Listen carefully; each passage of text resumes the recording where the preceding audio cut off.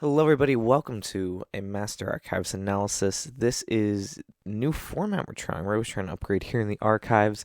And for this season, we are actually going to be trying this in a podcast format.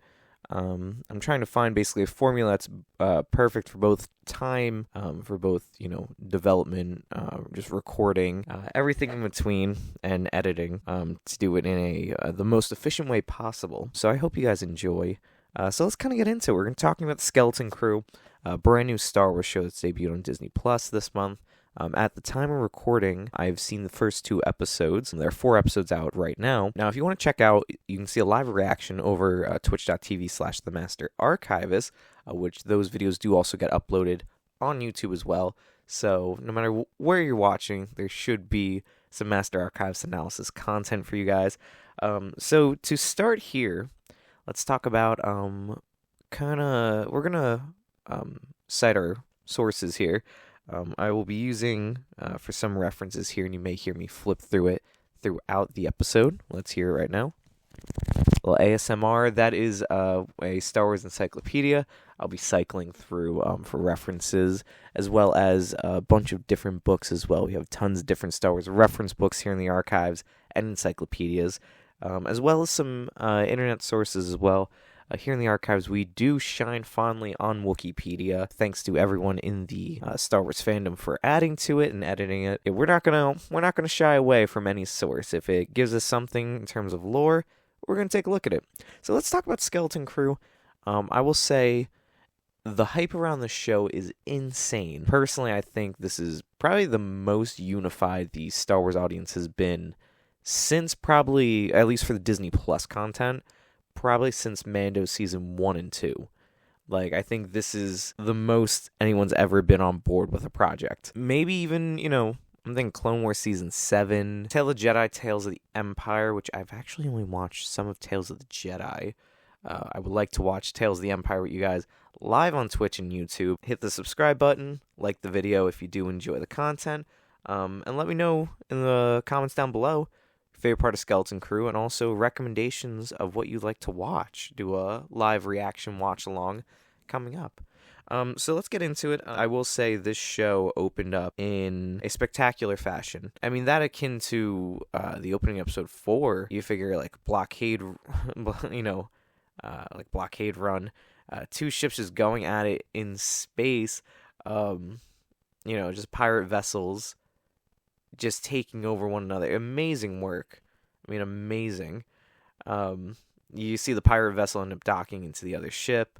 When I say that the most polarizing thing about this show is how it can go from a coming-of-age story to some of the most gruesome or disgusting things, like highlighting the pirate life. I mean, we saw that in the Clone Wars with Hondo's initial introduction to the Clone Wars, and we saw the life that the pirates lived, a drinking, fighting, really disgusting lifestyle. This show does that in a spectacular fashion. I mean, watching the pirates take out this entire crew, and not only just that, but there was one part in the first episode here where one guy got basically chopped with a machete. That's wild to me, especially in what is essentially a Star Wars kids program, I guess, like live action kids show. To do something like that, I mean, that's almost like a Clone Wars level of like insanity.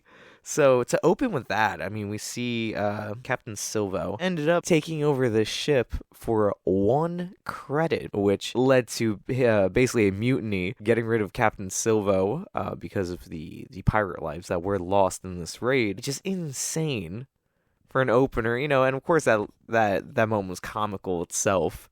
They did all this for 1 credit. I'm excited to see where this continues.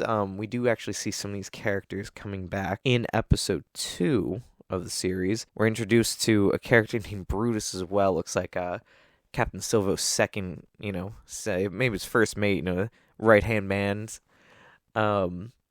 Brutus, amazing character. I mean, live action looks phenomenal. So basically, we open up from there. I mean, stark contrast to the planet of At-Aten.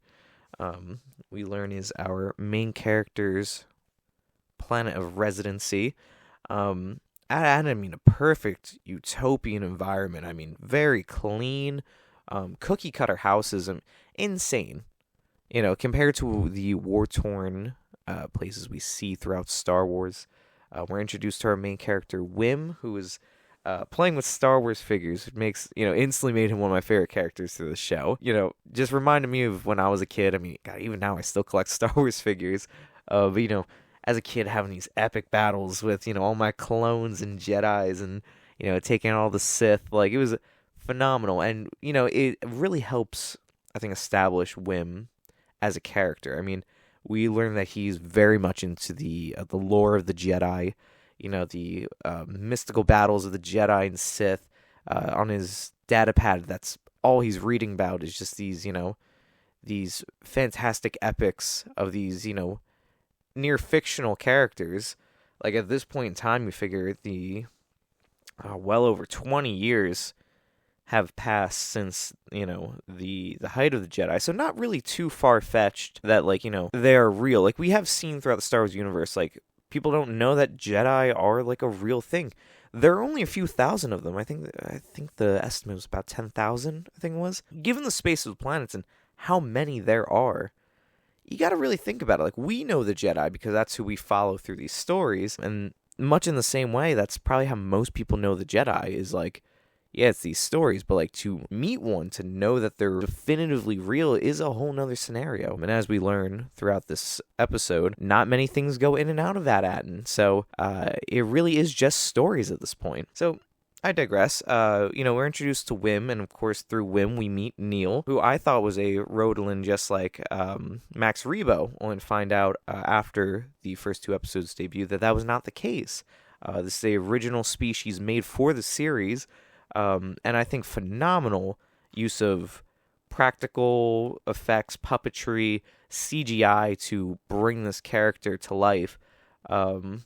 His little comb over hair too, I thought was funny.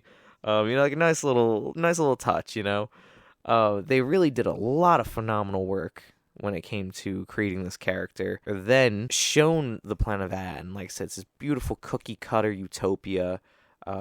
And only that rabbit hole goes deeper. We learn that everyone plays a part in the society, part of what they call the great work. And I guess it's what keeps everything, keeps the ball rolling, keeps everything fluid and moving. We meet from these interactions at school with Neil and Wim, both Fern and KB. Fern is she's a rebellious hoverbike racing child who also basically lives a double life as the top of her class grade A student, and KB is her best friend, cybernetically augmented child. Very interesting. There's a lot of questions. I'm a big fan of cybernetic augmentations and stuff, but she seems to have the AJ6 cybernetic components, that akin to like Lobot. And also, but with a visor that rises and lowers. I mean, Lobot allowed, like, his cybernetics allowed him to connect into, like, Cloud City's, like, computer, basically speak directly to it. I'm assuming KB's, especially given that visor, is able to get, like, live readouts of, different components. They were working on the hoverbike at some point through the episode, so I imagine she's probably getting, like, a technical loadout. We can see, like, the schematics, perhaps, which amazing. We are getting that kind of technology in real life. You got to think 40, 50 years ago, this was pure science fiction, and now to sit here and be like, oh, yeah, well, I mean, we basically have something like that.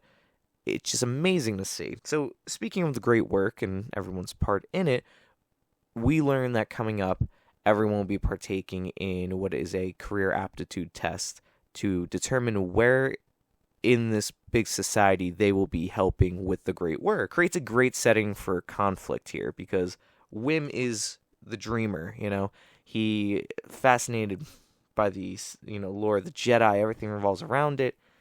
His spot in the great work, feels like he doesn't really fit in this cookie-cutter society. Makes character more relatable. So, of course, he ends up missing the bus at one point, taking a side road shortcut he sees Fern take early in the episode. He actually stumbles across what he thinks is a abandoned Jedi temple, this hatch that's in the woods. He ends up then missing the big test. The school was nice enough to allow him to take it a later time. His father very disgruntled about it. Also, speaking of, because throughout here I'm just going to sprinkle in what I really liked that may have been added to the Star Wars lore. Glasses. I mean, we've seen like Dr. Pershing has glasses, but a lot of people assume they're more of a kind of the same thing with Fern. Like maybe they provide like some type of tactical readings or whatnot. But these look like vision correcting glasses, which George was very against, as someone who does wear, these vision optimizing transparisteel lenses. Very much enjoy that has been added in. The dad ends up being able to put in a good word. Wim can take the test the next day. Of course, now this creates this suspense. Obviously, Wim doesn't want to let his father down. His father seems to tirelessly work to support him, but also is neglectful to Wim and his needs as a person, which we will find towards the end of this episode really is one of the few that are really out there to protect Wim, of course being his father. So with this, now Wim and Neil decide to go and take a look at this ancient Jedi temple ruins that they find. Of course, Fern and KB have overheard, so they show up on the scene as well. Turns out this is a abandoned starship that has been here for an undetermined amount of time. I don't know if it's supposed to be the same one from the beginning of the episode or what it may be, but it does look like it's been here for a while. They go into the ship. Wim, in his frustration, seems to activate the ship, sending it into orbit. Wim's father is there on the scene and, is basically now going to be, the home force to try to bring them back. That is a very, I think, good summary, best I can do, of the first episode. So I want to talk about some of my favorite things through it. Obviously I did talk about KB with the cybernetic upgrades. I did like to see that same thing. Wim's father with the vision correcting glasses has finally been added into like canon after all this time. I know it's against George's vision, so it's no pun intended. So it is kind of like a mixed bag scenario. But as someone who wears glasses regularly, I do like that in my in-universe attire, this is something that is, doable. That makes sense. So I really did like I said, the contrast with the pirates. I think them making it... I mean, it's not glamorous. It is dangerous. It is disgusting. It is, is violent. For them to do that, I think, was really interesting. And they do that as well into the second episode, which we'll talk about shortly. All the characters, the comparison I say is that of, like, Goonies, Stand By Me, Stranger Things, Treasure Planet. Like, this is all the stuff I'll reference throughout these episodes. It's the coming-of-age film. This was if you remember my 2024 video I published earlier this year, this was like my wild card. Andor was my last wild card pick for some of the stuff that's coming out. The wild card stuff seems to be the best. I think maybe it's because no one knows what to expect. I mean, my expectations are lower. But like I said, this is a unifying show. Everyone is on board. I guess Andor is probably also one of the last things that everyone was unified on. Unsure about it, but then unified in it. And season 2 just looks to be phenomenal as well. I've been seeing some behind the scenes features there. So really, those are like some of my favorite things. I want to try to do a favorite scene for these episodes. I want to try to see like what my favorite sequence was. Give me a tough one. I mean, I think the opening scene with the pirates were cool, or even the opening scenes with Wim and Neil, I think was funny. I want to say those are pretty much, I think, up there on terms of my favorite scenes. Like, it's really tough to beat the pirate stuff, But I think that's definitely it, and I want to try to give like my favorite characters. Like I said, Wim, KB, or honestly the whole cast has done very well. I know obviously the last time we got a live action show led by, a child actor was Jake Lloyd in episode 1. Very controversial and really did hurt Jake Lloyd. So the fact that this is doing very well, I think they've taken a lot of precautions with this. And I also think making it more of like the young adult show, I think definitely helps the case as well. You know, it's kind of like like Rebels or some like the animated stuff. Like the older audience really doesn't flock to it as much. I think that is a good play, to start moving into this realm, if you will. So I think that's definitely my thoughts for the first episode. I mean, it's more of like a plot summary. A lot of great stuff for live action here. I mean, there's even live action of Thorians here, Rhodians. I mean, there is a lot of different species throughout this, and that's one of the things through all the Star Wars shows I enjoy, and I think that Mando did really well, is this is a full galaxy, and it's always interesting. You only ever see like one type of species here or there. I think that's what they've gotten very well with the live action stuff in more recent times, is getting to feel like a more fuller galaxy. It doesn't feel like just what's happening here is the only thing. It feels like there's just a grander picture. So I think that's pretty much my summary there. I mean, if I had to give the episode a rating, I think especially for an intro episode, I would give it, I would say, maybe 8 out of 10, 9 out of 10, I would dare say. You figure, like I mentioned, this 4 episodes are out now, so I've had basically about a month to sit and think about it, and it is, I think, one of the things I'm very excited for is for this show to come out. It's the same thing Andor and, like season 2 of Mando. It's like I'm clearing my Tuesdays now to actually like watch this show. So I guess I'll do it for the first episode here. So, of course, if you did enjoy the content here, we're going to be doing this in podcast format. Just like and subscribe. Let me know in the comments what your favorite part was, and let me know if there's anything in particular that you'd like me to watch, and maybe I'll do it in this format. I'm on a bunch of different archival expeditions each month. This seems to be the most fitting format for me to get content out as soon as possible. It's easier to record this with my my setup and edit the audio and release it as such. The last of the Master Archive season, I always like to put accompanying pictures, or I'll do like funny pictures. I'm still going to try to do that. I also want to start working on short form content, so just stuff to look forward to. But if you do want to, of course, see these live reactions as I watch them, try to throw some lore out throughout the episode, take a look over twitch.tv/themasterarchivist. I'm live there a couple times a week, but doing the Star Wars reactions.